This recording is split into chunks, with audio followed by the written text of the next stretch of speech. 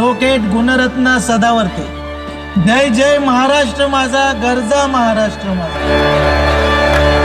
या महाराष्ट्राने अनेकांना मोठं केलं, इथल्या मातीने आणि इथल्या माणसांनी अनेकाला नाव आणि प्रतिष्ठा मिळवून दिली। पण चला दुर्दैव असं आहे ना की ज्या हातांनी आपल्याला मोठं केलं त्याच हातांना आज काही लोक विसरू पाहत आहेत। हा मी आज नाव घेऊनच बोलणार आहे, ॲडव्होकेट गुणरत्न सदावर्ते।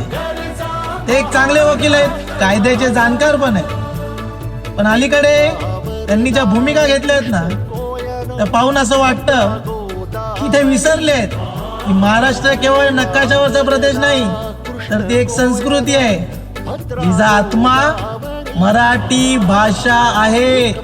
सदावर्ते साहेब, परिवहन विभागाने जेव्हा रिक्षा आणि टॅक्सी चालकांसाठी मराठी भाषेची अट अनिवार्य केली ना तेव्हा त्यांचे स्वागत करायला हवे होते। तुम्ही स्वागत ह्याच्यासाठी करायला पाहिजे होतं की राज्यात सेवा देणाऱ्याला इथली भाषा येणे हा इथल्या सामान्य जनतेचा अधिकार आहे।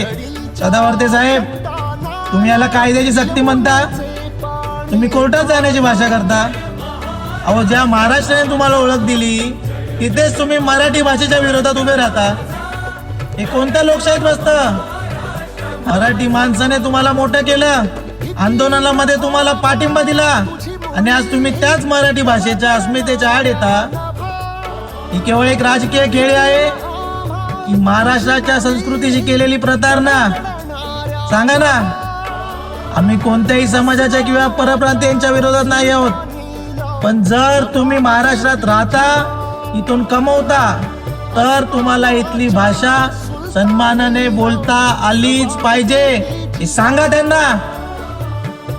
आणि जो कोणी अस्मितेच्या आड येईल ना त्याला लोकशाहीच्या मार्गाने त्याची जागा दाखवून देण्याची ताकद हा मराठी माणूस नक्कीच ठेवतो, हे लक्षात ठेवा।